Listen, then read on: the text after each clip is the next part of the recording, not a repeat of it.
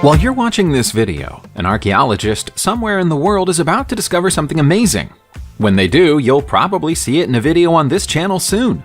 We love new discoveries here, and we're always excited to share the very best of them with you.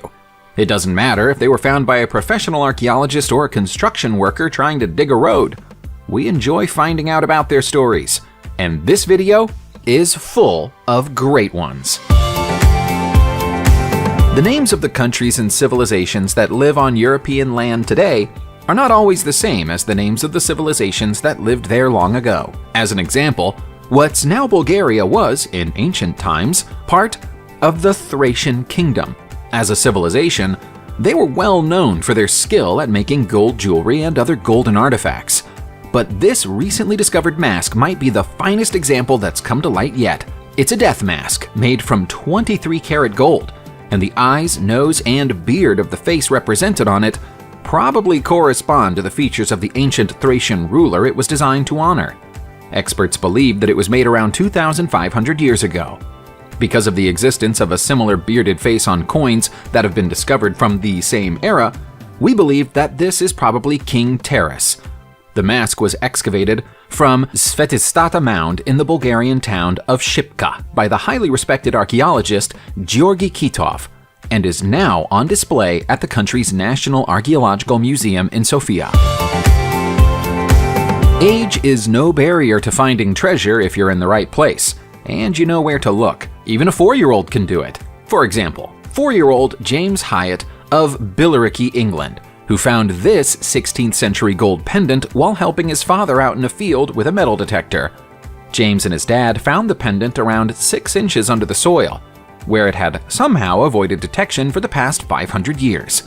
The ornately carved pendant, which appears to bear an image of the Virgin Mary, weighs 1/3 of an ounce and has a gold content of about 73%. From its design, it looks like the back panel is designed to slide out, and there would probably be a relic of some kind contained inside it. Unfortunately, as the panel is stuck fast, we don't yet know whether there's anything in there or not. Despite being tiny, the British Museum believes the piece is extremely valuable. They plan to send it to an auction with the permission of the Hyatt family and the landowner, where it's expected to fetch a price of around $3 million.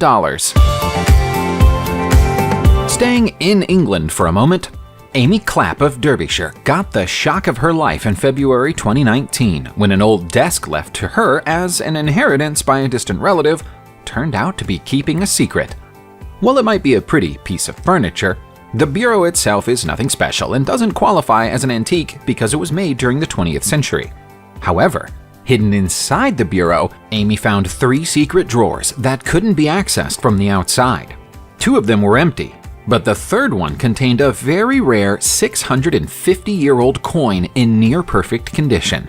She took it straight to an auction house to be valued, where expert Don Collins said the only other place he'd seen this coin in his whole 50-year career was in pictures inside reference guides. It's a Raymond IV, Prince of Orange Franc A Pied minted in 1365. The bureau is only worth around $100, and Amy plans to keep hold of it. But given the fact that the coin is worth closer to $3,000, she took the decision to cash in on her good luck and sell it. It's been known for years that there were wrecked cargo ships deep below the waters of the Levantine Basin in the Mediterranean Sea, but they've proven to be difficult to find. Now, a colossal ship belonging to the Ottoman Empire has been found 2 miles off the coast of Lebanon, and its cargo sheds light on the multinational nature of trade and enterprise in the Middle East of 400 years ago. The ship, which sank in the 1630s while en route from Cairo to Istanbul, contains goods from 14 different countries, including a collection of fine Qing dynasty Chinese porcelain that was probably destined for the table of Ottoman ruler Sultan Murad IV. Also present are Arabian incense sticks and candles, water jars that most likely came from Yemen, and Indian pepper.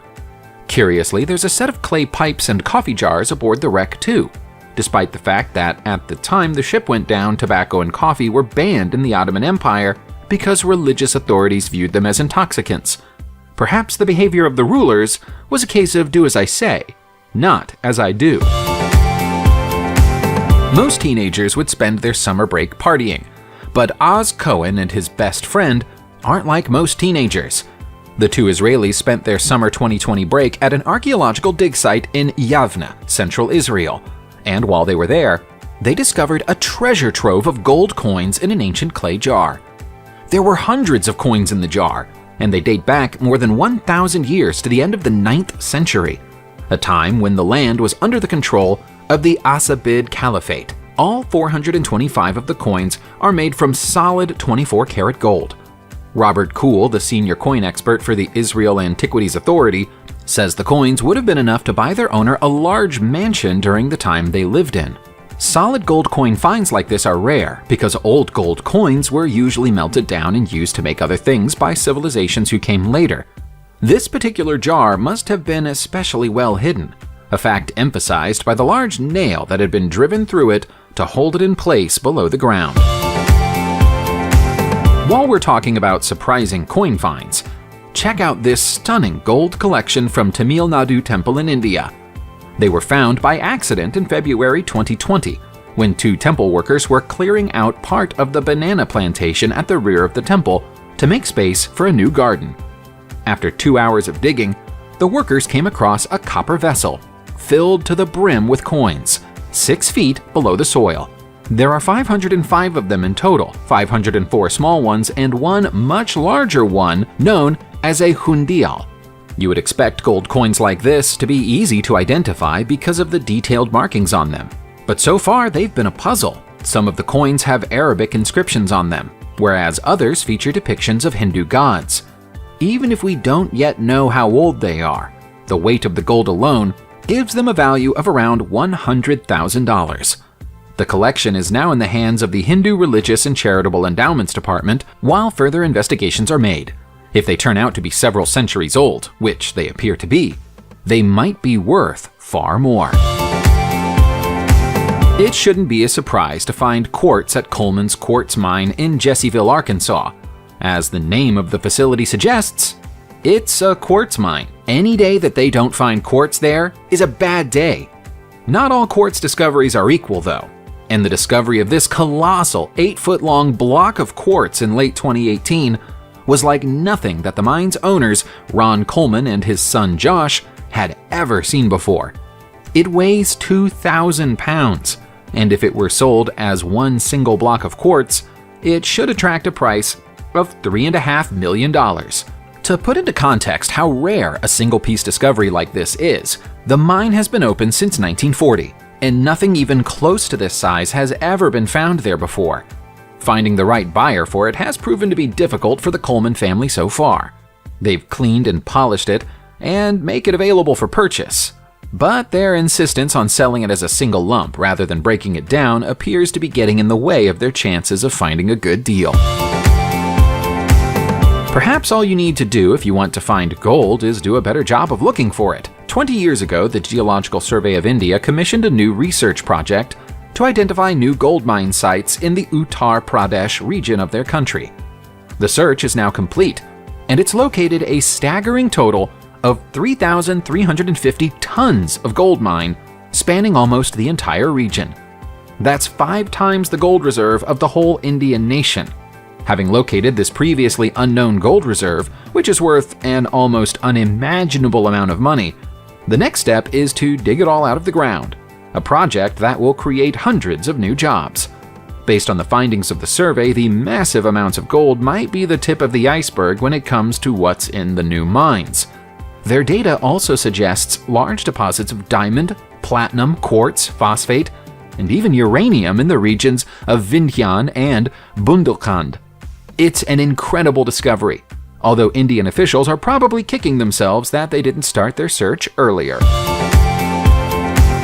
For such a small piece of land, Cyprus is packed full of a surprising number of archaeological treasures.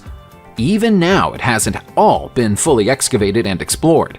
But the most exciting recent finding is a complex of tombs beneath the ancient city of Soloi in the north of the island. The occupants of the large tomb appear to be an aristocratic family who were buried with all their wealth and jewelry around 2,400 years ago. One of the 3 chambers of the tomb was sadly looted several centuries ago, But the thieves missed the remaining 2 chambers, which contained weapons, golden jewelry, figurines, and 16 ornate jars that would have been used to serve drinks to guests at the symposiums the family presumably held in their home. The most surprising of all the discoveries was a golden wreath, fashioned in the shape of an ivy plant and decorated with golden berries. It's incredibly delicate, and yet it's in such good condition that it could have been made yesterday. Some of the artifacts appear to have been made in Athens rather than Cyprus, seemingly confirming the existence of trade between the regions even back then.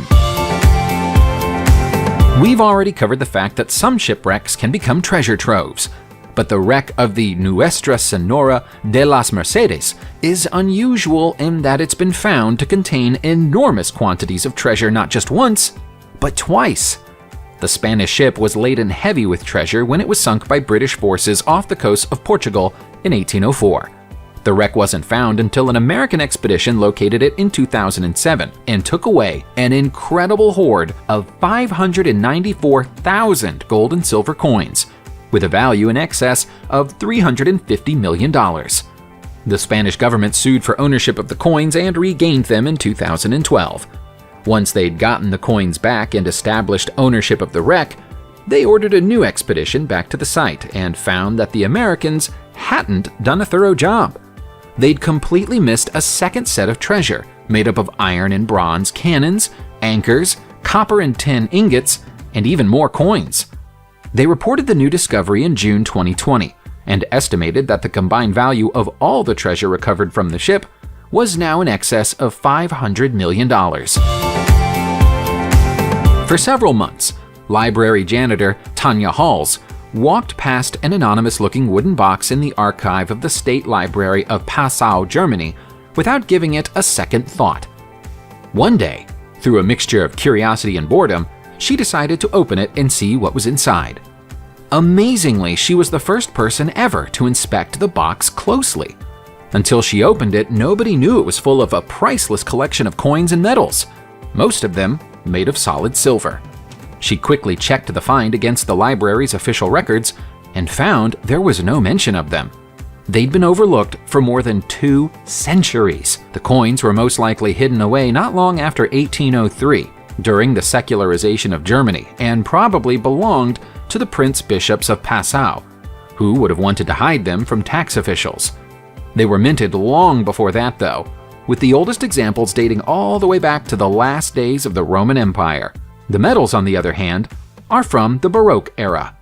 Now they've finally been removed from their hiding place and investigated by professionals, they're believed to be worth around $250,000. Our next discovery might not have a huge financial value, but from a scientific standpoint, it is breathtaking.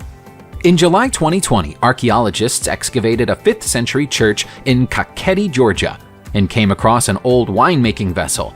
The vessel was still sealed and still full of liquid.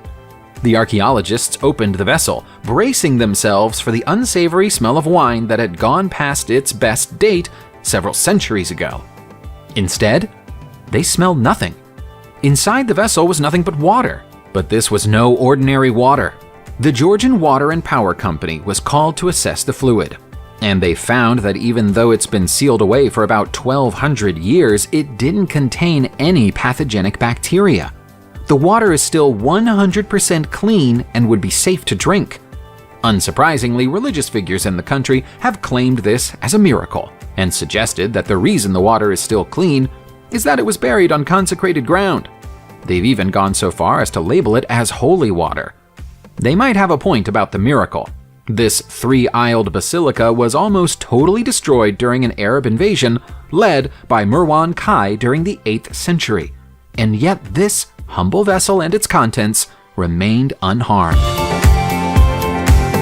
Subscribe to the channel, turn on the notification bell, and enjoy watching new videos on my channel. Thanks for watching, and see you soon!